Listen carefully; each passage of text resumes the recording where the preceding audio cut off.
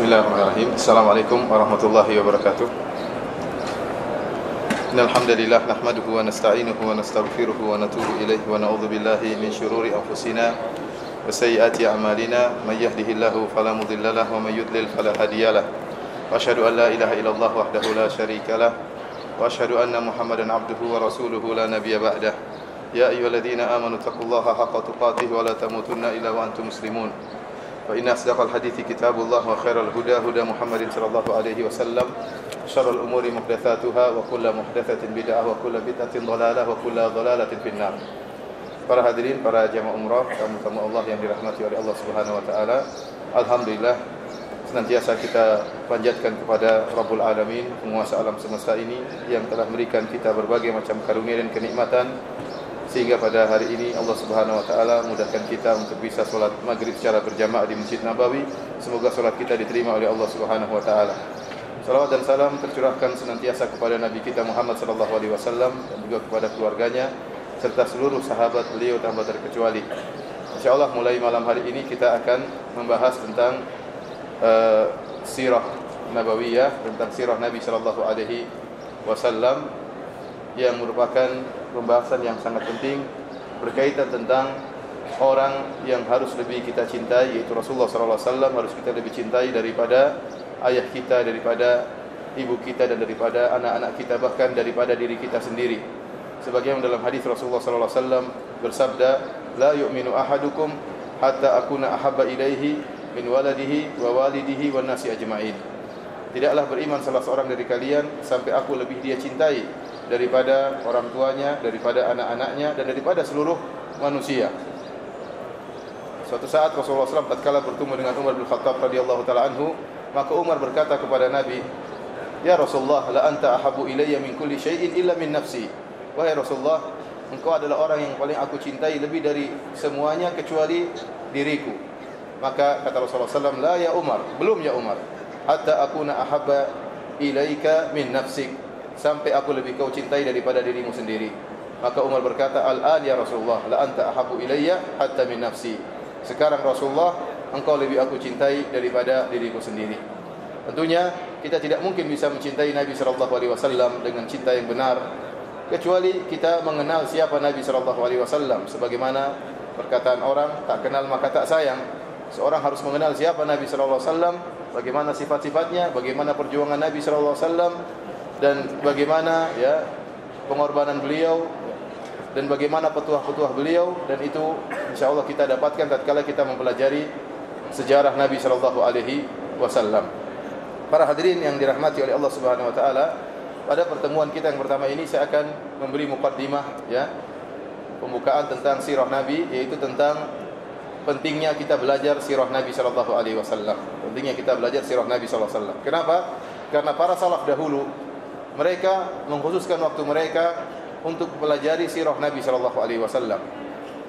Dinukil dari mereka perkataan-perkataan mereka yang menunjukkan akan hal tersebut. Contohnya Zainul Abidin Ali bin Husain bin Ali bin Abi Thalib radhiyallahu taala anhu, beliau pernah berkata, "Kunna nu'allamu maghaziya Rasulillah sallallahu alaihi wasallam wa sarayahu kama nu'allamu surata minal Qur'an." Jadi kata Ali Zainal Abidin, yaitu anaknya Husain, cucunya Ali, anaknya Husain yang dikenal dengan Zainul Abidin. Beliau berkata, kami diajari sirah Nabi sallallahu alaihi wasallam, tentang peperangan Nabi sallallahu alaihi wasallam, sebagaimana kami diajari surat dalam Al-Qur'an. Ini cucunya Ali bin Abi Thalib yang berkata dengan demikian. Berarti para salaf dahulu mereka memberi porsi khusus untuk mengajarkan anak-anak mereka dengan sirah Nabi sallallahu alaihi wasallam. Bahkan dia mengatakan, kama nu'allam suratan minal Qur'an, sebagaimana kami diajari surat dari Al-Qur'an. Kalau kita ngajari anak kita misalnya surat Al-Fatihah, kita ajari anak kita surat-surat pendek misalnya, atau surat Al-Baqarah, kita beri perhatian. Maka demikianlah para salaf dahulu tatkala mereka mengajari anak-anak mereka, mereka beri perhatian tatkala mengajarkan sirah kepada mereka. Az-Zuhri rahimahullah, salah seorang ulama dari kalangan tabi'in, beliau berkata, fi ilmil maghazi ilmu dunia wal akhirah. Dalam ilmu sirah Nabi, yang dimaksud dengan maghazi tentang sirah Nabi sallallahu alaihi wasallam, ada ilmu dunia dan ilmu akhirat. Barang siapa ingin bahagia di dunia dan akhirat, maka hendaknya dia mempelajari sirah Nabi sallallahu alaihi wasallam. Kemudian juga berkata Muhammad Ismail bin Muhammad bin Sa'ad bin Abi Waqqas. Ismail bin Muhammad bin Sa'ad bin Abi Waqqas, cucunya Sa'ad bin Abi Waqqas radhiyallahu taala anhu. Kalau tadi cucunya Ali, sekarang cucunya Sa'ad bin Abi Waqqas, sahabat yang masyhur. Beliau berkata, "Kana abi yu'allimuna maghazi Rasulillah sallallahu alaihi wasallam wa yaqul ya baniya hadhihi ma'athiru abaikum fala tudayyi'u dzikraha." Ayahku dahulu mengajarkan kepada kami tentang sejarah Nabi sallallahu alaihi wasallam.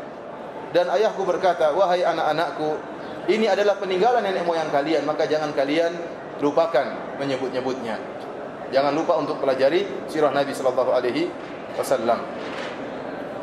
Kemudian juga di antaranya perkataan Al-Imam Ibnu Jauzi rahimahullahu taala, beliau berkata, "Wa aslul usul al-ilmu wa anfa'ul ulum an-nadharu fi siyar Rasul sallallahu alaihi wasallam wa ashabihi." Kata beliau, pokok dari segala pokok adalah ilmu. Dan ilmu yang paling bermanfaat adalah membaca sirah Rasulullah sallallahu alaihi wasallam dan para sahabatnya. Kenapa Allah berfirman, "Ulaikal ladzina hadallahu fabihudahum muqtadi." Mereka itulah orang-orang yang telah diberi petunjuk kepada Allah, maka itu ikutlah petunjuk mereka. Nah, bagaimana kita bisa mengikuti petunjuk Nabi dan petunjuk para sahabat kalau kita tidak mempelajari sejarah mereka? Di antara manfaat belajar sirah para hadirin Allah Subhanahu wa taala, sebagaimana disebutkan oleh para ulama, ya, bahwanya sirah, seorang yang pelajari sirah akan membuat dia semangat dalam beribadah, membuat dia semangat untuk berjuang. Ya, kenapa? Karena dia membaca tentang perjuangan para sahabat. Dia membaca tentang pengorbanan Rasulullah sallallahu alaihi wasallam, maka tergerak hatinya. Kalau dia malas, maka dia akan semangat. Karena dalam kehidupan ini terlalu banyak perkara yang membuat kita malas, terlalu banyak membuat kita futur, terlalu banyak perkara yang membuat kita lalai dari mengingat akhirat. Tatkala kita menyisihkan waktu untuk membaca perjuangan para sahabat, perjuangan Nabi sallallahu alaihi wasallam, perjuangan salafus saleh, maka kita akan menjadi semangat dalam masalah akhirat. Oleh karena para ulama mengatakan di antara faedah membaca sirah para salaf, orang-orang soleh dahulu, kita baca, jangankan Nabi SAW, jangankan para sahabat, kita baca sejarah para ulama, bagaimana sejarah Imam Syafi'i, bagaimana sejarah Imam Ahmad, ya, bagaimana sejarah misalnya Imam Abu Hanifah, kemudian Imam Malik. Kalau kita membaca sejarah mereka, maka kita sadar bahwasanya kita ini sangat kecil, ya, sehingga kita terhindar daripada penyakit ujub. Sebagian orang tatkala dia berdakwah, tatkala dia beramal saleh, terkadang dia dihinggapi dengan penyakit ujub. Dia bangga dengan apa yang dia kerjakan, dia bangga dengan ibadah yang dia lakukan. Tatkala dia membaca sirah perjalanan para ulama, maka dia akan merasa kecil. Dia tahu bahwasanya apa yang dia perbuat ini jauh dari apa yang mereka lakukan. Maka dia terdorong untuk semakin semangat. Dia terdorong untuk semakin semangat. Bagaimana lagi kalau kita membaca sejarah Nabi sallallahu alaihi wasallam dan sejarah para sahabat radhiyallahu taala anhum. Oleh karenanya Ibnu Jauzi rahimahullah pernah berkata juga, "Ra'aitu al-ishtighala bil fiqh wa sama' al-hadits la yakadu yakfi fi salahil qalb." Kata beliau, menurut saya melihat bahwasanya hanya sibuk dengan belajar fikih dan hanya sibuk belajar hadis, maka ini tidak cukup untuk memperbaiki hati, tidak cukup. Seorang belajar fikih, kemudian dia sebutkan dia mendengar khilaf-khilaf, terkadang dia malah pusing mendengar apa? Khilaf-khilaf. Kemudian hadis terkadang, ya, kalau dia tidak sertai dengan mempelajari sirah, kata beliau, illa an yumzaja bir raqa'iq wan nadhar fi siyar salafis salih. Kecuali kalau dicampur dengan mempelajari hal-hal yang raqa'iq, yang berkaitan dengan hati, dan membaca sejarah para salaf. Kalau dia belajar fikih digandengkan dengan mempelajari sirah Nabi, dengan mempelajari sejarah sahabat, maka ini akan perbaiki hatinya. Kalau dia belajar hadis digandengkan dengan mempelajari sejarah para salaf, para ulama, maka ini akan memperbaiki hatinya. Disebutkan oleh Ibnu Jauzi dalam kitabnya Sayyidul Khatir. Oleh karenanya para hadirin Allah Subhanahu wa taala, para sahabat dahulu di antaranya Ibnu Abbas radhiyallahu taala anhuma mengkhususkan majlis untuk mengajarkan sirah Nabi sallallahu alaihi wasallam. Ya, sebagaimana perkataan Ubaidillah bin Utbah, dia mensifatkan tentang majelisnya Ibnu Abbas. Beliau berkata, "Laqad kunna nahduru indahu fayuhaddithuna al-ashiyata kullaha fil maghazi."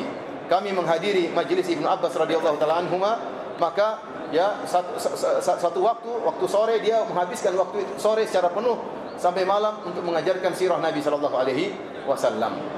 Ini menunjukkan perhatian Ibnu Abbas terhadap sirah Nabi sallallahu alaihi wasallam. Tapi para hadirin yang dirahmati oleh Allah Subhanahu wa taala, sirah Nabi Muhammad sallallahu alaihi wasallam memiliki keistimewaan yang disebutkan oleh para ulama, berbeda dengan sejarah-sejarah tokoh-tokoh yang lain. Di antara keistimewaan sirah Nabi sallallahu alaihi wasallam atau sejarah Nabi Muhammad sallallahu alaihi wasallam yang disebut oleh para ulama, yang pertama, dia adalah sirah yang paling sahih. Sirah yang paling sahih. Kenapa? Karena sirah Nabi sallallahu alaihi wasallam diriwayatkan dengan sanad-sanad. Dengan sanad-sanad yang diperiksa oleh para ulama tentang keotentikan dan kevalidan sanad-sanad tersebut. Berbeda kalau kita mempelajari tokoh-tokoh terdahulu. Sering cerita-cerita disebutkan tentang para anbiya, tentang Nabi Musa, tentang nabi-nabi yang lain atau tokoh-tokoh terdahulu tanpa sanad, tanpa ada sanad. Dan bagaimana kita bisa mengetahui cerita ini benar atau tidak kecuali dengan sanad? Sebagaimana perkataan Ibnu Mubarak rahimahullahu taala, beliau berkata sebagaimana dinukilkan oleh Imam Muslim dalam muqaddimah sahihnya, al-isnadu minad din. Laula al-isnad laqala man syaa ma syaa. Kata Ibnu Mubarak, agama al-isnad, sanad merupakan bagian dari agama. Kalau tidak ada isnad, maka setiap orang boleh ngomong apa yang dia sukai. Ya. Kalau seorang berkata misalnya, dulu kakek saya yang ketujuh bisa terbang. Jadi ngomong seenak dia, kita bilang, mana buktinya kakekmu yang ketujuh dulu pernah bisa terbang? Mana sanadnya? Harus sebutkan sanadnya, karena kau tidak bertemu dengan kakekmu yang ketujuh. Harus sebutkan dari Paijo, dari Paimin, dari siapa ya? Harus disebutkan sanadnya. Kalau nggak ada sanadnya, kita nggak percaya. Contoh seperti yang disebutkan dalam film, bagaimana Sunan Kalijaga bertapa di pinggir kali, tidak sholat, ya, tidak makan, kemudian badannya diselimuti oleh tanah, ditutupi oleh tanah, kemudian jadi sunan, kemudian jadi wali. Dari mana ajaran kalau mau jadi wali bertapa di pinggir kali sampai tidak makan, tidak sholat? Mana dalilnya? Sunan Kalijaga pernah melakukan. Kita bilang mana sanadnya Sunan Kalijaga pernah demikian. Kalau hanya katanya semua orang bisa ngomong. Sebutkan sanadnya dari fulan, dari fulan, dari fulan, dari fulan. Saya melihat Sunan Kalijaga duduk di pinggir kali bertapa kemudian jadi wali. Dari mana? Enggak ada sanadnya. Kalaupun ada sanadnya dari fulan ini harus diketahui kredibilitasnya, kejujurannya, kuatnya hafalan atau tidak. Ini tidak mungkin ada. Orang-orang perawi yang diperiksa kredibilitasnya cuma perawi hadis Nabi sallallahu alaihi wasallam. Sehingga ditulislah buku-buku banyak tentang kredibilitas para rawi. Sehingga diketahui mana rawi yang thiqah dan mana rawi yang dhaif, mana rawi yang soleh tapi hafalannya amburadul, tidak diterima. Ada orang soleh rajin baca Quran, rajin salat, tapi hafalannya kacau. Ini tidak diterima karena dia mungkin salah meriwayatkan, mungkin waktu meriwayatkan ditambah-tambah atau dikurang-kurangi, atau dia meriwayatkan salah paham. Oleh karenanya, isnad merupakan keistimewaan umat ini. Khasisatun min khasaisi hadhil ummah. Isnad merupakan keistimewaan umat ini. Dan ini antum tidak dapatkan pada agama-agama yang lain. Antum tidak dapatkan dalam agama-agama yang lain. Sebagaimana telah disinggung oleh Ibn Hazm rahimahullahu taala. Beliau berkata, kalau anda ingin meriwayatkan cerita dari Nabi Musa, anda tidak akan mendapati sanad sampai Nabi Musa alaihi salam. Tidak ada. Disebutkan dalam kitabnya Fisal, Al-Fisal. Ya, tidak akan ada sanad an fulan sampai sahabat Nabi Musa, enggak ada. Bahkan sanadnya terputus 30 generasi antara sanad terakhir sampai Nabi Musa. 30 generasi berapa ratus tahun, berapa ribu tahun. Tidak ada sanad sampai Nabi Musa alaihi salam. Demikian juga tidak ada sanad sampai sahabat Nabi Musa. Jangankan Nabi Musa, sampai sahabat Nabi Musa, sampai tabi'innya Nabi Musa enggak ada. Kalau kita alhamdulillah sanad sampai Nabi banyak, hadis-hadis semua diriwayatkan dengan sanad. Kalau tidak ada sanadnya kita tolak hadis tersebut. Kalau ada sanadnya tapi ternyata perawinya enggak beres, kita bilang hadisnya hadis dhaif atau hadis palsu, kita tolak. Harus sanadnya muttasil, sanadnya lurus, dan perawi-perawinya harus terpercaya, kuat hafalannya dan yang lainnya. Ya. Adapun Nabi Musa enggak ada. Kita pun meriwayatkan perkataan-perkataan para sahabat. Kita dapati perkataan, kita punya riwayat tentang perkataan Abu Bakar, tentang Umar, perkataan Ibnu Abbas, perkataan para sahabat. Demikian juga perkataan tabi'in, lebih mudah lagi karena sanadnya semakin pendek. Adapun mereka, orang-orang Yahudi, sanad sampai Nabi Musa enggak ada, terputus. Ya, sanad sampai sahabat Nabi Musa pun enggak ada, sampai tabi'in dari Nabi Musa pun tidak ada. Demikian juga Nabi Isa alaihissalam, tidak ada sanadnya. Antum sekarang tanya orang-orang Nasara, mereka punya Injil, mana sanadnya sampai Injil tersebut? Tiba-tiba Injil tersebut muncul, tidak ada sanad. Nah, kalau tidak ada sanad, bagaimana kita bisa memastikan kebenaran Injil yang ada sekarang? Terbukti terlalu banyak perkara-perkara kontradiktif dalam Injil tersebut. Bahkan di antara Injil saling bertentangan. Tentang umur Nabi Nuh, tentang peristiwa Nabi Nuh, tahunnya saja berbeda-beda. Tentang nasabnya Nabi Isa saja berbeda-beda di antara Injil-Injil tersebut. Kenapa? Karena tidak ada sanad yang meriwayatkan Injil-Injil tersebut. Oleh karena saya pernah ketemu dengan seorang dari kemarin saya ketemu dia lagi dari Palembang. Subhanallah, dia masuk Islam gara-gara masalah sanad. Dia masuk Islam gara-gara sanad. Dulunya dia Nasrani. begitu dia belajar Islam, dan dia sempat belajar di sekolah-sekolah yang mengajarkan tentang agama Kristen. Waktu dia membaca hadis, dia lihat ada sanadnya, an fulan. Waktu dia baca Injil enggak ada sanadnya, buat dia ragu. Akhirnya dia pun meninggalkan Nasrani gara-gara masalah sanad. Oleh karenanya para hadirin Allah Subhanahu wa taala, ya, sirah Nabi SAW adalah sirah yang paling sahih dibandingkan dengan nabi-nabi yang lainnya. Karena diriwayatkan dengan riwayat-riwayat yang sahih dari orang-orang yang terpercaya, yang amanah, yang kuat hafalannya. Adapun tokoh-tokoh yang lain, ya, jangankan para anbiya, bahkan tokoh-tokoh yang lain pun terkadang kita baca sejarahnya, belum tentu yang meriwayatkannya jujur, belum tentu. Siapa yang pernah meriksa tentang kejujuran orang ini? Tidak ada yang pernah periksa. Siapa yang tahu bagaimana kejujurannya? Siapa yang pernah periksa tentang kekuatan hafalannya? Enggak ada.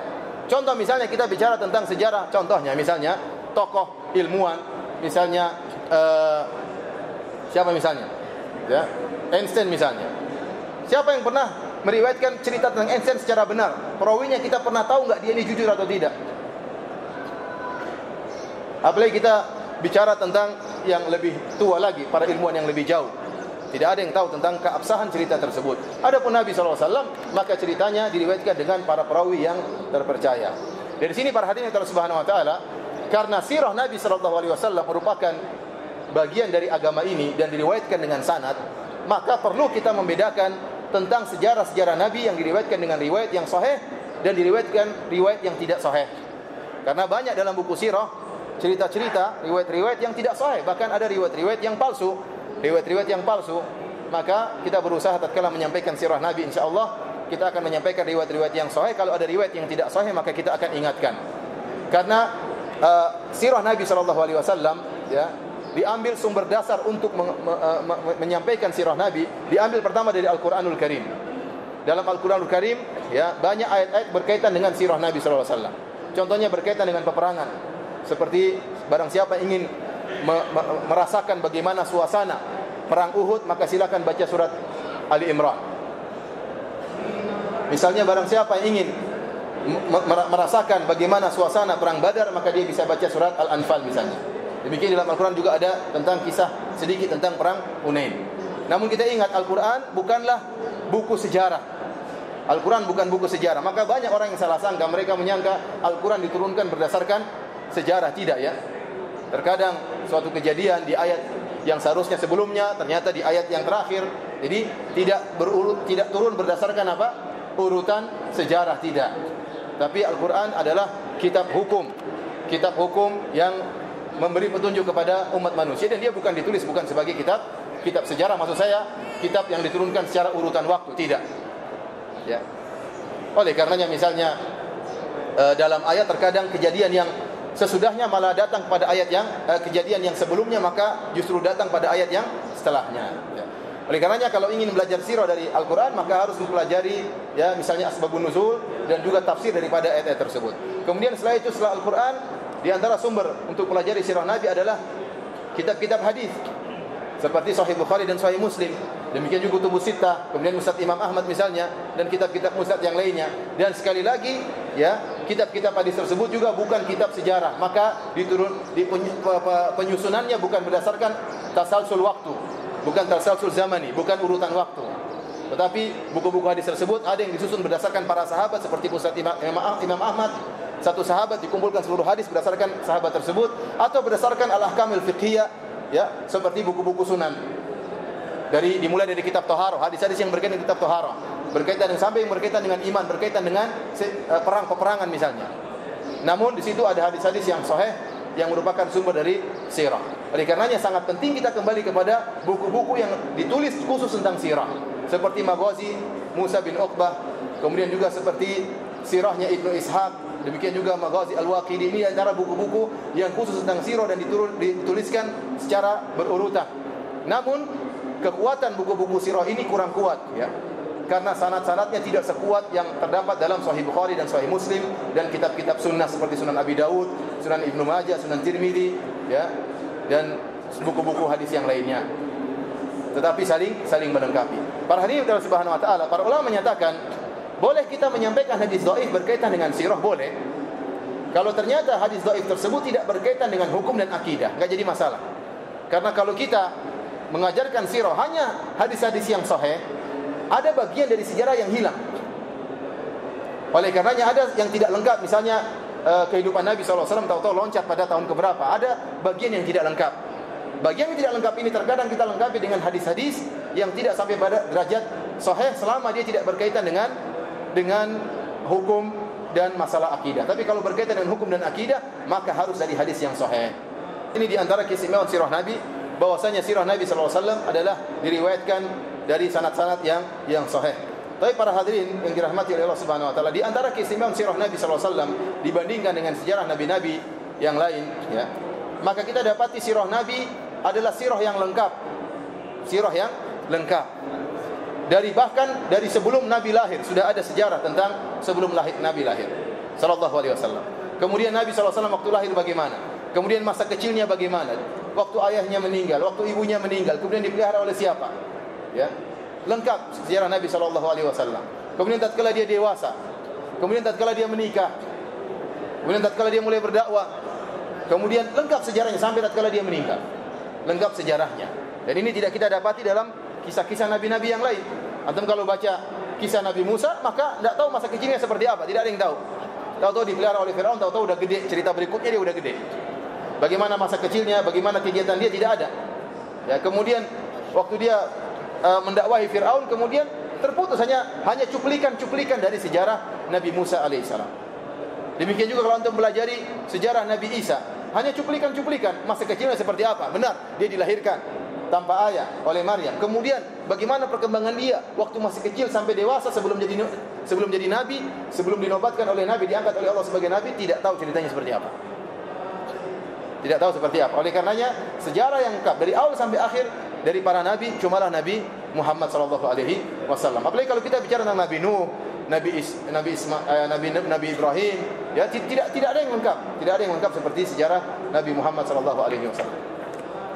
Kemudian di antara, oleh karenanya kalau kita lihat sejarah Nabi sallallahu alaihi wasallam, ya, lengkap semuanya, ya, dari masa kecilnya, masa dewasanya, kemudian menikahnya, kemudian segala kehidupannya. Bahkan para sahabat meriwayatkan tentang bagaimana tata cara duduk Nabi sallallahu alaihi wasallam, bagaimana tata jalannya Nabi sallallahu alaihi wasallam, bagaimana minumnya Nabi sallallahu alaihi wasallam, bagaimana muamalah dia dengan istrinya, bagaimana muamalah Nabi sallallahu alaihi wasallam dengan para sahabat, ya, bagaimana tatkala dia menjadi kepala negara, bagaimana sikap dia sebagai seorang sahabat dengan sahabat yang lain. Semuanya lengkap. Sampai bagaimana tubuh Nabi sallallahu alaihi wasallam, sampai berapa ubannya Nabi sallallahu alaihi wasallam, lengkap. Sampai tentang bulu dadanya Nabi sallallahu alaihi wasallam, lengkap tentang sejarah Nabi sallallahu alaihi wasallam. Tata cara duduknya, ya, jalannya, semua lengkap. Ini tidak kita akan dapati dalam nabi-nabi yang lain. Oleh karena saya sering sampaikan, ya, kalau ada orang ngaku bermimpi ketemu Nabi sallallahu alaihi wasallam, maka bisa dicek. Kamu mimpi ketemu Nabi, benar. Sekarang bagaimana sifat-sifat Nabi yang kau lihat dalam mimpimu? Kita bisa cek. Dan ini dilakukan oleh Ibnu Abbas radhiyallahu taala anhuma dan Anas bin Malik radhiyallahu anhu. Kalau ada yang datang mengatakan mimpi ketemu Nabi, maka sahabat mengatakan, "Sifli, tunjukkan kepadaku sifat yang orang kau lihat dalam mimpimu." Kalau ternyata sifatnya keliru, tidak sesuai dengan sifat-sifat Nabi yang diriwayatkan dalam hadis-hadis yang sahih, maka itu bukan Nabi. Karena syaitan memang tidak bisa meniru Nabi, tetapi dia bisa ngaku sebagai Nabi. Dalam hadis kata Rasulullah SAW, "Man ra'ani fil manami faqad ra'ani, fa inna syaitan la yatamatsalu bi." Barang siapa yang melihat aku dalam mimpi, maka sungguh dia telah melihatku. Karena syaitan tidak bisa meniruku.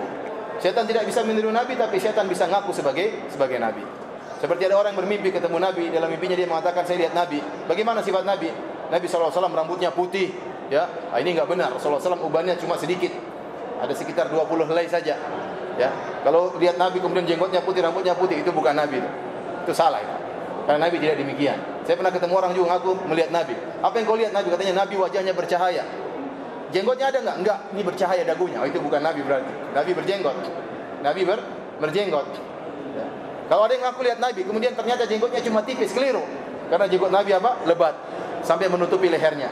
Sehingga para sahabat tatkala melihat Nabi dalam salat sirriyah, salat zuhur atau salat asar, maka gerak-gerak jenggotnya kelihatan. Nah, kalau sekarang ada orang ngaku bertemu dengan Nabi Khadir, sebagaimana pengakuan sebagian orang. Saya ketemu Nabi Khadir. Terus ketemu Nabi Khadir ngapain? Nabi Khadir ngajarin saya wirid seperti ini. Loh, subhanallah. Ini bukan lagi, ini lebih hebat lagi. Bukan lagi sunnah Nabi, tapi bukan lagi sunnah Nabi Muhammad, tapi sunnah Nabi siapa? Nabi Khadir. Ada orang seperti itu ngaku ketemu Nabi Khadir. Kita bilang, "Tayyib, kau ngaku ketemu Nabi Khadir? Itu benar enggak Nabi Khadir?" Syaitan kan bisa ngaku sebagai Nabi Khadir. Syaitan bisa meniru Nabi Khadir. Mana barometer untuk kau tahu itu Nabi Khadir atau bukan? Tidak ada yang tahu bagaimana sifat Nabi Khadir. Kalau Nabi Muhammad kita punya barometer, kita punya neraca untuk membedakan Nabi Muhammad atau bukan, karena sifat-sifatnya diriwayatkan dalam buku-buku hadis. Bagaimana sifat-sifat fisiknya? Sekarang Nabi Khadir bagaimana sifat-sifat fisiknya? Enggak ada. Nah, terus kamu ketemu siapa? Belum tentu Nabi Khadir. Kalau syaitan ngaku sebagai Nabi Khidir, mungkin, ya. Dan siapa yang bilang Nabi Khidir hidup sampai sekarang? Ya, yang bilang Nabi Khidir hidup sampai sekarang siapa? Kenapa Nabi Khidir waktu di zaman Nabi tidak ketemu dengan Nabi sallallahu alaihi wasallam? Padahal Rasulullah SAW sangat butuh bantuan dalam perang Badar, dalam perang Uhud, dalam perang Khandaq, dalam perang Hunain. Kenapa Nabi Khidir tidak datang mendatangi Abu Bakar, mendatangi Umar, mendatangi Utsman, mendatangi Ali? Kenapa Nabi Khidir tidak datang kepada Imam Syafi'i, Imam Malik, Imam Abu Hanifah, Imam Ahmad? Kenapa Nabi Khidir tidak datang kepada mereka semua? Kok datang sama kamu? Kamu ini kelebihannya apa? Oleh karena para hadirin Allah Subhanahu wa taala, yang meriwayatkan dengan lengkap sejarah di antara para nabi hanyalah Nabi Muhammad sallallahu alaihi wasallam. Nabi-nabi yang tidak lengkap. Kemudian di antara keistimewaan sirah Nabi sallallahu alaihi wasallam, bahwasanya Nabi sallallahu alaihi wasallam sejarahnya kalau kita baca, maka dia masih memiliki sifat manusia. Dia memiliki sifat manusia. Hanya Allah terkadang berikan sebagian mukjizat, sebagai bukti dia sebagai seorang nabi. Dan inilah nikmat dari Allah Subhanahu wa taala tatkala Allah mengutus Nabi Muhammad sallallahu alaihi wasallam sebagai seorang manusia. Laqad manna Allahu 'alal mu'minin idh ba'atha fihim rasulan min anfusihim. Kata Allah, sungguh Allah telah berikan anugerah kepada kaum mukminin tatkala Allah utus kepada mereka seorang rasul dari diri mereka. Tafsir para ulama tatkala menafsirkan ayat ini, anugerah Allah mengutus rasul dari golongan mereka, yaitu pertama dari golongan Arab sehingga mereka tidak butuh penerjemah untuk memahami sabda-sabda Nabi sallallahu alaihi wasallam. Yang kedua dari golongan manusia. Tatkala Nabi dari golongan manusia, Rasulullah SAW dari golongan manusia, maka bisa diikuti, bisa ditiru. Bagaimana Nabi sallallahu alaihi wasallam tatkala menjadi suami, Rasulullah SAW beliau menikah, kita pun bisa menikah. Rasulullah SAW menikah. Rasulullah SAW juga pernah mencerai. Rasulullah SAW juga pernah problema rumah tangga, sehingga dia bagaimana cara memberikan solusi dalam problema rumah tangganya bisa kita tiru. Rasulullah SAW bersahabat, maka kita tahu bagaimana cara bersahabat yang baik, ya. Dan ini adalah karunia dari Allah Subhanahu wa taala. Dan karunia ini tidak dipahami oleh orang musyrikin. Orang-orang musyrikin dahulu menuntut Nabi dari kalangan malaikat. Justru mereka ngejek tatkala Nabi dari kalangan manusia.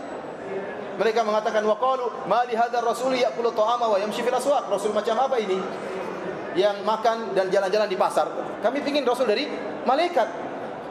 Oleh karenanya mereka ingin Nabi mengeluarkan mukjizat yang lebih banyak. Allah berikan mukjizat kepada Nabi secukupnya untuk menunjukkan Nabi adalah seorang utusan Allah, maka harus ada mukjizat. Tetapi bukan mukjizat seluruhnya. Oleh karenanya Nabi mengalami perkara secara menghadapi masalah-masalah dengan secara tabii, secara biasa aja. Ya. Dalam peperangan Rasulullah SAW juga terluka, para sahabatnya juga meninggal. Waktu Rasulullah SAW berhijrah juga naik onta, tidak naik buruk kemudian loncat kemana? Ke Mekah, ya. Ya tidak. Berjalan dengan secara alami. Kenapa? Supaya bisa ditiru. Kalau Allah berkehendak ingin hancurkan musuh dengan kun fayakun, selesai. Tetapi Allah ingin mengajarkan bagaimana Nabi sallallahu alaihi wasallam menjalani sifat manusiawinya supaya bisa diikuti. Namun ada mukjizat sebagai bukti dari seorang Rasulullah sallallahu alaihi wasallam. Oleh karenanya orang-orang musyrikin mereka ingin Nabi lebih hebat daripada ini. Mereka mengatakan lan nu'mina laka hatta tafjura lana minal ardi yanbu'a. Atau takuna laka jannatun min nakhilin wa anabil wa tufajjira khilalaha al-anhara tafjira. Kata dia, kami tidak akan beriman dengan engkau wahai Muhammad sampai kau keluarkan mata air yang banyak di kota Mekah ini. Karena mereka kekurangan air. Atau kau keluarkan, ini Mekah tandus, bikin tumbuhkanlah kebun-kebun di Mekah ini. Kemudian di antara kebun-kebun di sela-selanya ada sungai-sungai mengalir. Jadi mereka menghayal, mereka ingin Nabi menjadikan Mekah seperti itu baru kami beriman. Autus kita sama alaina kama za'amta alaina kisafan. Atau kau turunkan langit ini, jatuhkan berkeping-keping sebagaimana kau selalu ancam kami. Au ta'tiya billahi wal malaikati qabila. Atau kau datangkan Allah dan malaikat berhadapan-hadapan. Datangkan malaikat, kalau kau rasul datangkan Allah. Kita ingin ketemu. Kita ingin ketemu. Au yakuna laka baitun min zukhrufin. Atau kau punya rumah dari emas. Aw tarqa fis sama' wa la nu'mina liruqiyyaka hatta tunazzila alaina kitaban naqra'uh. Kata mereka, atau kau punya rumah dari emas, atau kau naik ke langit, kami lihat kau naik di atas langit. Setelah sampai di langit, bawa itu kitab turun dari langit. Kemudian kita baca. Kata Rasulullah SAW, hal kuntu illa basyarar rasulah. Saya hanya manusia. Jadi mereka nuntut lebih daripada itu. Sudah dikasih mukjizat, ya, tapi mereka ingin lebih daripada itu. Oleh karenanya Allah Subhanahu wa taala menyebutkan, ya, kebanyakan manusia tidak beriman kecuali mereka berkata, aba'atsallahu basyarar rasulah. Kenapa Allah mengutus rasul dari kalangan manusia? Mereka ingin rasul dari kalangan malaikat. Justru diutusnya Nabi Muhammad sallallahu alaihi wasallam, seorang rasul dari kalangan manusia, itu adalah anugerah. Makanya Allah mengatakan tadi, laqad manallahu 'alal mu'minin. Sungguh Allah telah memberikan anugerah kepada kaum mukminin tatkala mengutus seorang rasul dari golongan mereka. Ya. Berbeda kalau kita bicara tentang Buddha. Buddha gimana? Ya, katanya Tuhan. Ya, berbeda dengan Nabi Isa alaihissalam, katanya Tuhan. Repot. Kita mau niru Tuhan kan nggak boleh, niru Tuhan. Sekarang kalau orang Nasrani ingin berakhlak mulia, gimana? Dia harus niru Tuhan karena Isa dianggap sebagai Tuhan. Ya, tidak bisa seperti ini. Ini bukan contoh yang baik bagi mereka. Ya. Kalau niru Tuhan kan gawat. Tuhan nggak boleh ditiru, ya. Kalau Tuhan ditiru syirik nanti. Buddha juga dianggap sebagai apa? Sebagai Tuhan. Dan kalau antum baca tentang cerita-cerita wasiat-wasiat Buddha, ya susah untuk antum ikuti. Ya. Saya ketemu dengan sebagian orang Buddha atau orang Hindu. Gimana kamu bisa mengamalkan ajaranmu? Kata dia, wah enggak bisa. Kalau kita harus mengamalkan ajaran Hindu atau ajaran Buddha, kita harus tinggalkan dunia ini. Kenapa? Agama mereka tidak realistis. Ya, tidak realistis. Islam tidak. Islam ada aturan tentang dunia. Lengkap. Sebagaimana ada aturan tentang akhirat. Bukan agama khayalan yang kemudian menafikan dunia, ya, senafi-nafinya. Tidak. Tapi ada aturannya, aturan berkeluarga, aturan bersahabat dan yang lainnya. Tapi para hadirin Allah Subhanahu wa taala, di antara keistimewaan sirah Nabi sallallahu alaihi wasallam, ya, Nabi sallallahu alaihi wasallam adalah teladan dalam segala hal. Kita dapati manusia, ya, kebanyakan mereka unggul dalam satu bidang namun terbelakang dalam bidang yang lain. Ada orang jago matematika, iya, tapi dia belum tentu jago kimia. Ada orang jago, ya, bikin pesawat, tapi belum tentu dia bisa memperbaiki televisi yang rusak misalnya. Jadi seperti itu manusia, tidak ada yang unggul dalam segala hal. Ada orang badannya kuat tapi otaknya bahlul misalnya, ada. Ada orang otaknya cerdas tapi badannya kurus kerempeng misalnya, ada. Ya. Jadi tidak dalam segala hal. Ya. Ada orang cerdas tapi penakut, ada orang pemberani namun goblok, ya, ada macam-macam. Tapi Nabi SAW adalah teladan dalam segala hal. Teladan dalam segala hal. Kalau antum ingin mengambil contoh tentang kepala negara yang terbaik, maka contohilah Rasulullah SAW. Antum ingin mengambil contoh suami yang terbaik, maka contohilah Rasulullah SAW. Dia seorang suami yang terbaik. Dan dia mengatakan, wa ana khairukum li ahli. Aku adalah suami yang terbaik bagi istriku. Kalau antum ingin mencontohi sahabat yang terbaik, lihatlah Nabi SAW. Bagaimana muamalah dia dengan Abu Bakar, dengan sahabat dekatnya maupun sahabat-sahabat yang lain. Dialah sahabat yang terbaik. Kalau antum ingin mengambil contoh guru yang terbaik, dialah Rasulullah SAW. Antum ingin mengambil contoh tentang seorang ayah yang terbaik, dialah Rasulullah SAW. Dalam segala hal beliau adalah teladan yang terbaik karena beliau unggul dalam segala hal. Dan ini tidak antum akan dapatkan dalam nabi-nabi yang lain. Kalau antum ingin lihat orang Nasrani bagaimana menjadi kepala negara yang terbaik, mereka tidak ada contohnya. Nabi Isa tidak pernah jadi kepala negara, bahkan ingin disalib dan ingin dibunuh oleh orang-orang Romawi bekerja sama dengan orang Yahudi. Kalau antum ingin tanya kepada orang Nasara bagaimana jadi suami yang terbaik, tidak ada riwayat tentang Nabi Isa jadi suami yang terbaik. Apakah dia nikah, apakah dia punya anak, mana dalilnya dalam kitab-kitab Injil? Tidak ada. Tidak ada, ya. Oleh karena para hadirin Subhanahu wa taala, yang lengkap dan teladan dalam segala hal adalah Rasulullah sallallahu alaihi wasallam. Oleh karenanya para hadirin, tatkala kita berbicara tentang sirah Nabi sallallahu alaihi wasallam, kita sedang berbicara tentang orang yang terbaik yang pernah ada di alam semesta ini. Yang Rasulullah SAW bersabda, "Ana sayyidu waladi Adam yaumil qiyamati wala fakhr." Aku adalah pemimpin seluruh anak Adam. Dari zaman Nabi Adam sampai hari kiamat, seluruh manusia pimpinannya adalah Nabi sallallahu alaihi wasallam. Pada hari kiamat kelak, dan aku tidak sombong. Kita berbicara tentang sirah seorang nabi, sejarah seorang nabi yang pintu surga tidak akan terbuka kecuali yang mengetuknya Nabi sallallahu alaihi wasallam. Nabi-nabi yang lain tidak boleh masuk surga dulu kecuali setelah nabi yang mengetuknya. Kita sedang berbicara tentang sejarah seorang nabi yang Allah tidak akan memulai hisab manusia pada hari kiamat di padang mahsyar kecuali setelah Rasulullah SAW beri syafaat. Kita berbicara tentang sejarah seorang nabi yang manusia akan kehausan dan tidak akan hilang rasa hausnya kecuali setelah mereka meneguk air dari telaga Rasulullah SAW. Kita berbicara tentang sejarah seorang yang pintu langit dibukakan untuk menyambut Nabi SAW menembus langit sampai langit ke-7 bertemu dengan Allah tatkala dalam peristiwa Isra Mi'raj. Ya, sejarah seorang yang sangat hebat. Oleh karenanya sebagian ulama mengingkari buku yang menulis tentang 100 tokoh yang paling berpengaruh di dunia ini. Kemudian meskipun disebutkan Nabi SAW adalah nomor 1, namun sebagian ulama mengingkari, kata para ulama ini tidak pantas Nabi digandengkan dengan orang-orang tersebut. Ya, tidak pantas. Tidak pantas. Karena mereka hanya unggul dalam sebagian hal. Adapun Nabi SAW unggul dalam segala hal. Dalam kecerdasan juga Nabi SAW sangat cerdas. Oleh karena para hadirin Allah Subhanahu wa taala, sirah Nabi adalah sirah sejarah seorang yang unggul dalam segala hal, dan ini tidak kita temukan dalam sejarah tokoh-tokoh yang lainnya. Dari sini para hadirin Allah Subhanahu wa taala sangat jelas tentang keutamaan atau pentingnya kita mempelajari sirah Nabi sallallahu alaihi wasallam. Kita bisa simpulkan dalam beberapa poin tentang keutamaan mempelajari sirah Nabi sallallahu alaihi wasallam. Yang pertama, bahwasanya kita tahu sejarah Nabi bagian daripada agama. Dan Allah Subhanahu wa taala menyuruh kita untuk mencontohi Nabi sallallahu alaihi wasallam. Laqad kana lakum fi Rasulillahi uswatun hasanah. Kata Allah, sungguh pada diri Rasulullah SAW ada contoh yang terbaik. Maka bagaimana kita bisa mencontohi contoh tersebut? Tidak bisa kita mencontohi Nabi dengan sempurna kecuali kita mempelajari sirah Nabi sallallahu alaihi wasallam. Ya. Sekarang Allah suruh kita mencontohi Nabi. Nah, bagaimana kita contoh Nabi? Ya, kita harus belajar tentang siapa Nabi ini. Bagaimana sifat-sifatnya, bagaimana akhlaknya, bagaimana perangainya, bagaimana sikapnya terhadap musuhnya, bagaimana sikapnya terhadap sahabatnya, terhadap istrinya, kita harus pelajari. Maka dengan demikian kita tidak bisa sempurna melaksanakan perintah Allah untuk mencontohi Nabi kecuali dengan pelajari sirah Nabi sallallahu alaihi wasallam. Kemudian di antara pentingnya kita mempelajari sirah Nabi, tadi telah kita singgung, yang kedua yaitu bahwasanya sirah Nabi adalah sirah perjalanan hidup orang yang paling hebat yang pernah menginjakkan kakinya di atas muka bumi. Yang dia unggul dalam segala hal, yang dia merupakan teladan dalam segala hal.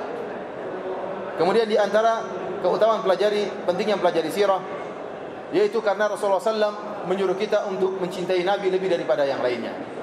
Dan sebagaimana tadi saya sebutkan di awal pengajian, pepatah mengatakan tak kenal maka tak sayang. Maka bagaimana seorang bisa menyayangi Nabi sallallahu alaihi wasallam, mencintai Nabi dengan cinta yang sebenarnya kalau dia tidak kenal Nabi sallallahu alaihi wasallam. Kalau dia tidak mengenal Nabi sallallahu alaihi wasallam. Dan ini buktinya banyak orang yang tidak tahu sejarah Nabi sallallahu alaihi wasallam. Kita lihat anak-anak muda kaum muslimin sekarang. Kalau antum tanya kamu cinta kepada Nabi, dia akan bilang cinta kepada Nabi. Tapi buktinya mana? Ya, tidak ada buktinya. Kenapa? Karena mereka tidak tahu sunnah-sunnah Nabi. Tapi kalau Anda tanya tentang bagaimana biografi artis-artis, para penyanyi, mereka hafal. Ya. Anak-anak muda sekarang mereka hafal benar tentang biografi para penyanyi, bahkan orang-orang kafir. Bagaimana penyanyi-penyanyi kafir, bagaimana sejarahnya. Pemain-pemain bola juga mereka hafal sejarahnya. Kemudian mereka tempel poster pemain penyanyi-penyanyi tersebut. Mereka tempelkan poster tersebut. Apa yang dilakukan oleh penyanyi tersebut ditiru. Kenapa? Karena itu adalah bukti dari cinta. Dan benar. Kalau orang cinta, dia akan mengikuti yang dicintai. Benar atau tidak? Benar. Dia cinta sama seorang lain, dia akan meniru orang tersebut. Oleh karenanya, lihat seperti orang yang mencintai penyanyi kafir. Gaya rambutnya dia ikuti. Celananya dia ikuti. Kalau ada robek sebelah kanan di lututnya, dia ikut robek. Merobekkan celananya sebelah kanan. Kalau ada tatonya sebelah kanan, dia ikut ada tatonya. Ya. Kalau rambutnya merah sebelah kiri, dia ikuti seluruhnya gayanya. Ya. Mungkin kalungnya dia ikuti. Mungkin kalau penyanyi tersebut pakai anting-anting, dia ikut pakai anting-anting. Bahkan bukan cuma itu, dia hafal sabda-sabda dan hadis-hadis dari penyanyi tersebut. Dia hafal semuanya. Kapan-kapan bisa dia riwayatkan perkataan dari penyanyi-penyanyi tersebut yang isinya cinta-cinta dan terkadang tentang wanita dan macam-macamnya, sehingga jadilah para pemuda yang lemas dan lemah gemulai dan sangat mudah jatuh cinta dan terbuai dengan gelombang cinta dan gelombang-gelombang yang lainnya. Kenapa? Yang dia hafalkan sabda Nabi seperti itu. Bukan sabda Nabi, sabda para penyanyi tersebut. Nah, kalau kita bilang kamu cinta sama Nabi, iya cinta, mana buktinya? Dia enggak bisa membuktikan cintanya. Kenapa? Dia tidak tahu sunnah-sunnah Nabi sallallahu alaihi wasallam. Dia tidak pernah belajar tentang sirah Nabi sallallahu alaihi wasallam. Ditanya bapaknya Nabi siapa namanya, ibunya Nabi tidak tahu. Rasulullah SAW waktu kecil dipelihara oleh siapa tidak tahu. Sahabat Nabi siapa saja tidak tahu.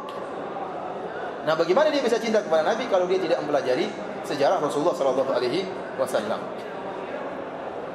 Kemudian para hadirin, di antara manfaat dari mempelajari atau pentingnya belajar sirah Nabi, kita tahu bagaimana mengungkapkan cinta kita kepada Nabi. Karena sebagian orang ada yang mengaku cinta kepada Nabi, namun berlebih-lebihan dalam cinta kepada Nabi SAW, sehingga mengangkat derajat Nabi lebih daripada derajat manusiawinya, sampai pada derajat ketuhanan. Ya. Dan cara mengungkapkan cinta kepada Nabi salah. Seharusnya kalau kita cinta kepada Nabi, konsekuensinya kita ikuti seluruh apa yang diajarkan oleh Nabi. Kita ikuti sunnah-sunnah Nabi. Ini buktinya bahwasanya kita cinta kepada Nabi. Sebagian orang ngaku cinta kepada Nabi, namun dia tidak ikut sunnah Nabi, dia bikin sunnah-sunnah sendiri. Justru orang yang mengikuti sunnah Nabi dituduh tidak cinta sama Nabi. Maka ini saya lihat perkara yang aneh, terbolak-balik. Orang-orang yang menjalankan sunnah Nabi, tidak mau gerak kecuali dengan sunnah Nabi, dituduh tidak cinta kepada Nabi. Terus kamu cinta kepada Nabi, ya saya cinta. Buktinya apa? Bikin sunnah-sunnah baru yang bukan ajaran Rasulullah SAW, yang tidak pernah dikerjakan oleh Nabi dan para sahabat. Ini cara yang salah dalam mengungkapkan cinta kepada Nabi SAW. Yang kedua, sebagian mereka mengangkat derajat Nabi lebih, seperti ada yang mengatakan Rasulullah SAW ilmu gaib. Seperti perkataan sebagian mereka, wa inna min judika dunya wa darataha, wa min ulumika ilmal lawhi wal qalam. Kata dia, di antara kedermawanan wahai Rasulullah SAW yaitu dunia dan akhirat. Sebagai ulama membantah syair ini. Kalau ternyata di antara kedermawanan Nabi adalah dunia dan akhirat, terus yang buat Nabi yang dari Allah yang mana? Kalau dunia dan akhirat dari Nabi sallallahu alaihi wasallam. Wa inna min ulumika ilmal lauhi wal qalam. Dan di antara ilmu wahai Muhammad adalah ilmu lauhil mahfuz. Ini tidak benar. Bagi Nabi tidak tahu takdir Allah Subhanahu wa taala. Jangankan Nabi, malaikat pun tidak tahu.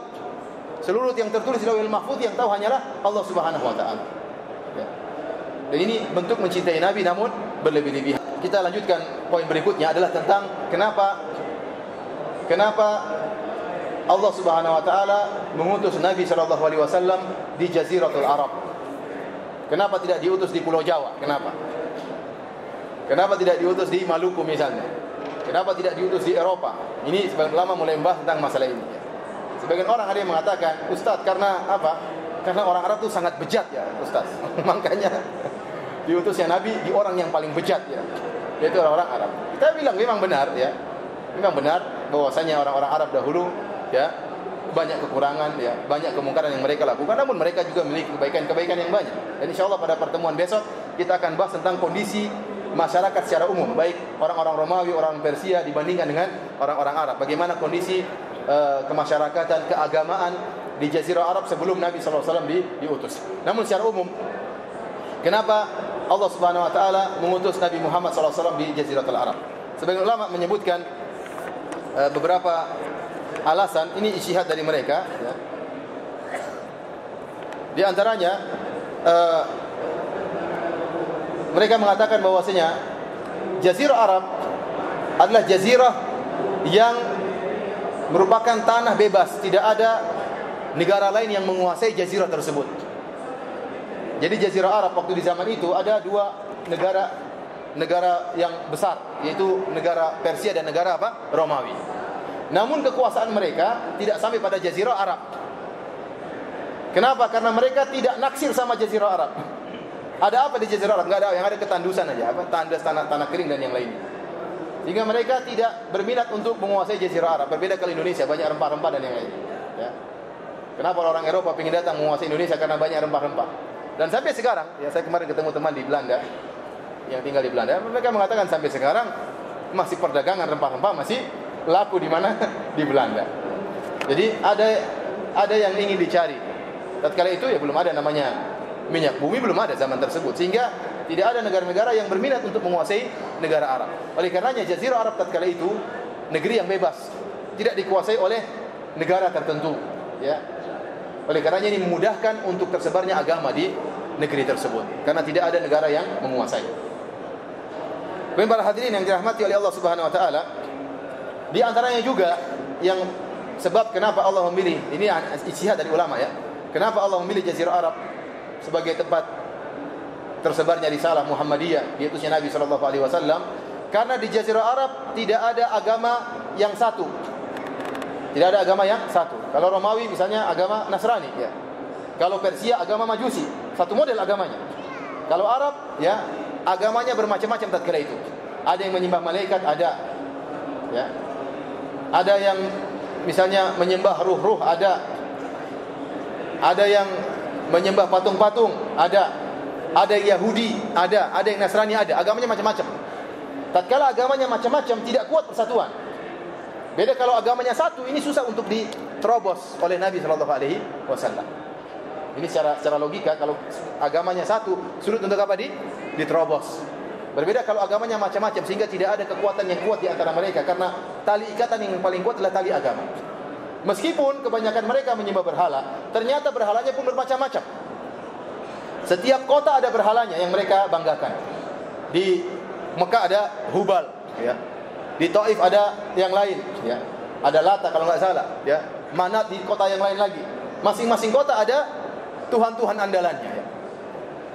Di masing-masing kota ada tuhan-tuhan andalannya. Di Mekah saja, di sekitar Masjidil Haram ada 360 patung. Yang Rasulullah SAW tatkala Fatu Makkah, Rasulullah SAW menghancurkan patung-patung tersebut. Qad ja'al haqq wa zahaqal batil. Ya. Dihancurkan oleh Nabi SAW patung-patung tersebut. Bayangkan 360 patung, 360 sesembahan.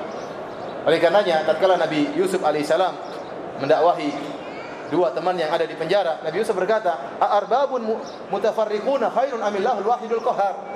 Apakah tuhan-tuhan yang tercerai-berai ini lebih baik ataukah Allah yang Maha Esa, yang Maha Kuasa?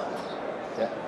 Karena tuhan-tuhan tersebut tercerai-berai. Kalau ingin punya anak pergi ke Tuhan ini, kalau ingin punya rezeki ke Tuhan ini, kalau mungkin ya ingin hujan ke Tuhan yang ini, Tuhannya punya fungsi masing-masing. Jadi ini menunjukkan ya lemahnya agama mereka. Jadi meskipun kebanyakan mereka menyembah patung, toh Tuhannya bermacam-macam, sehingga tidak ada kesatuan hati di antara mereka. Dan inilah memudahkan tersebarnya Islam, karena agama mereka rapuh. Agama mereka rapuh. Di antara sebab kenapa Allah Subhanahu wa taala mengutus Nabi Muhammad SAW di Jazirah Arab, sebagaimana penjelasan sebagian ulama, yaitu ternyata Jazirah Arab bahasanya satu, bahasa Arab. Dengan begitu luas wilayahnya, bahasanya cuma satu. Sehingga kalau menjelaskan tentang Islam mudah. Orang Arab semuanya mudah untuk apa? Memahami, karena mereka semua bahasa Arab. Mau di Yaman bahasa Arab, ya. Mau di bagian manapun bahasa Arab. Beda kalau bahasanya beda-beda. Seandainya Nabi diutus di Irian Jaya, repot. Di Irian saja ada berapa puluh bahasa, puluhan suku dengan puluhan bahasa. Nah kalau suku ini ngerti, terus Nabi pergi ke suku yang lain, kerja baru lagi, harus dakwai lagi, repot. Ya kalau Al-Qur'annya bahasa suku ini, nanti suku yang lain lagi, repot. Maka beda dengan bahasa Arab. Kalau Arab seluruhnya bahasa Arab, berbeda cuma lahjah. Ada bahasa yang menyatukan mereka. Ya, orang Mesir sama orang Saudi bahasanya sama. Ya, cuma lahjatnya, logatnya, dialeknya berbeda, tapi bahasanya sama. Ini di antara keistimewaan orang-orang Arab tatkala itu. Berbeda dengan di India. India ada berbagai macam bahasa, ya. Karena berbagai macam suku. Nah, ini di antara yang memudahkan Nabi SAW untuk berdakwah, dan dakwah mudah tersebar karena bahasanya satu, sehingga turunlah Al-Quran dengan bahasa Arab dan bahasa yang terbaik. Kemudian di antara sebab ya kenapa Nabi SAW diturunkan atau diutus di Jazirah Arab, karena di Jazirah Arab yang berlaku adalah sistem kabilah, dan mereka punya ta'assub fanatik kabilah. Dan ini bermanfaat bagi Nabi SAW. Kenapa Nabi SAW waktu diutus oleh Allah Subhanahu Wa Taala, diutus dari Bani Hashim, dan Bani Hashim jumlahnya banyak, dan mereka punya rasa ta'assub. Oleh karenanya Rasulullah SAW waktu dimusuhi oleh kabilah-kabilah yang lain, mereka segan dengan Nabi. Kenapa? Karena Nabi dari nasab yang tinggi, dari Bani Hashim. Kemudian ternyata Bani Hashim meskipun tidak Islam, mereka tetap bela Nabi SAW. Di antaranya Abu Talib. Abu Talib tidak mau masuk Islam, tapi dia bela Nabi karena Nabi adalah apa? Dari kabilahnya. Nabi adalah keponakannya. Oleh karenanya waktu nanti kita akan ceritakan tentang peristiwa ya Hisar Syekh Abi Talib, dan kalau Rasulullah SAW diboikot sama orang-orang kafir, tidak dikasih makan tidak bisa masuk. Ternyata yang bela Nabi orang-orang kafir juga, namun dari Bani Hashim. Kenapa? Ada ta'assub yang berusaha membela Nabi SAW. Ini bermanfaat bagi Nabi SAW dalam berdakwah. Ya, kalau Nabi misalnya dari suku Indonesia kemudian dakwah di Arab, langsung dibunuh oleh orang-orang Arab tatkala itu. Namun tatkala Nabi datang dari suku Bani Hashim yang sukunya kuat, kabilahnya kuat, maka suku-suku yang lain juga tidak berani mengganggu Rasulullah SAW. Kenapa? Karena Bani Hashim pasti bela Nabi meskipun mereka kafir. Meskipun mereka kafir tatkala itu. Kemudian di antara kata para ulama yang menyebabkan Allah mengutus Nabi Muhammad SAW di Jazirah Arab. Kenapa? Karena Jazirah Arab kebanyakannya orang-orang Badui. Kebanyakannya orang-orang Badui. Dan mereka tidak berada dalam peradaban tertentu, tidak. Beda kalau seandainya Nabi diutus di orang-orang Hindu, orang-orang India. Orang-orang India repot. Ahli filsafat banyak. Kemudian orang-orang pintar banyak. Kalau Nabi ngomong mungkin dikasih filsafat macam-macam. Kemudian orang-orang tersebut sudah punya ilmu tersendiri tentang pemikiran. Orang Arab tidak, pemikirannya kosong. Ya. Kosong, tidak ada background tentang pemikiran tertentu dengan filsafat tertentu, sehingga mereka kosongan, sehingga kalau didakwai mudah. Beda kalau orang sudah punya pemikiran tertentu, kita dakwai susah. Ya. Oleh karenanya mendakwai orang-orang kampung lebih mudah daripada orang-orang liberal. Orang liberal sudah otaknya sudah kacau balau. Udah berisi filsafat macam-macam, sehingga kita dakwai dia ketawa-ketawa aja. Kenapa? Dia tidak menganggap apa yang kita sampaikan benar.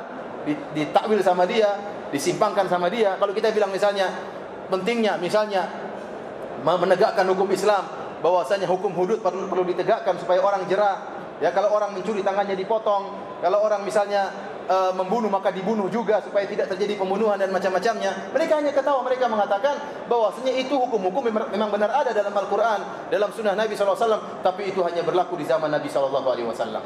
Karena itu berlaku cocok dengan orang-orang Badui di zaman Nabi SAW. Kalau sekarang sudah enggak cocok lagi. Ya susah kita ngomong. Kita bicara tentang ilmu waris, kata mereka itu ilmu waris, laki-laki 2 bagian daripada wanita, itu cocok di zaman orang Arab Badui sekarang. Zaman sekarang enggak cocok lagi. Semuanya ditakwil sama mereka. Nanti kita bilang kalau gitu salat itu cocok zaman Nabi, sekarang sudah enggak cocok lagi. Sekarang banyak kegiatan, banyak kerjaan. Puasa enggak cocok lagi. Kenapa? Dan akhirnya semuanya bisa ditakwil. Susah. Kalau orang sudah punya pemikiran terlebih dahulu, kita dakwai susah. Nah, orang-orang Arab tidak demikian. Mereka tidak dikuasai oleh negara tertentu. Mereka tidak ada filsafat-filsafat yang tersebar, filsafat Yunani tidak tersebar dalam diri mereka, sehingga tatkala Nabi SAW menyampaikan dengan fitrah mereka mudah untuk menerima. Mereka nolak karena kesombongan saja.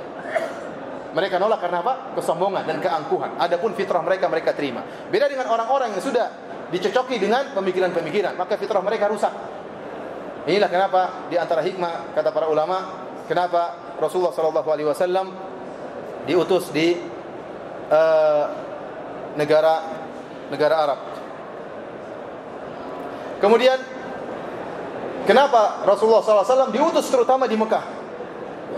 Karena di Mekah adalah pusat kota-kota di Jazirah Arab. Banyak orang pergi ke Mekah. Di antaranya karena kepentingan perdagangan, di situ tempat pertemuan para pedagang di kota Mekah, sehingga cocok dakwah di situ. Karena kalau pusat tersebar nanti mudah. Oleh karenanya kalau kita dakwah, kalau bisa mulai dari kota lebih baik. Mulai dari pusat kota lebih baik, karena dari kota itu pusat orang-orang pintar, pusat orang-orang cerdas, pusat kepala-kepala negara, baru kemudian ini tersebar. Tentunya di daerah-daerah juga penting. Tapi paling utama adalah pusat kota. Oleh karenanya Nabi SAW diutus di Mekah. Karena situ pusat perkumpulan orang-orang. Para pedagang berkumpul di situ. Kemudian orang-orang yang ingin beribadah juga ke situ. Kita tahu bahwasanya orang-orang jahiliyah dahulu mereka juga berhaji, mereka juga umrah. Sehingga mereka sering mengunjungi Ka'bah untuk tawaf, untuk haji. Maka dijadikan kesempatan oleh Nabi untuk berdakwah. Nanti akan sampai pada pengajian kita tentang sirah. Rasulullah SAW tatkala musim haji, beliau pergi ke Mina, mendatangi kabilah satu persatu beliau dakwahi. Padahal mereka musyrikin, namun mereka berhaji. Kemudian di antaranya juga Mekah merupakan pusat pertemuan para penyair. Orang-orang cerdas saat kali itu para penyair. Mereka kumpul, kemudian mereka berlantunkan syair, bahkan mereka mengadakan lomba syair di antara mereka. Dan itu mereka lakukan di mana? Di Mekah. Inilah sebab kenapa Islam mudah tersebar, karena Mekah merupakan pusat pertemuan berbagai macam orang tatkala itu, dan dia pusat kota di antara kota-kota yang ada di Jazirah Arab. Tapi para hadirin yang dirahmati oleh Allah Subhanahu wa taala, sampai di sini saja yang akan saya bisa sampaikan pada kesempatan kali ini.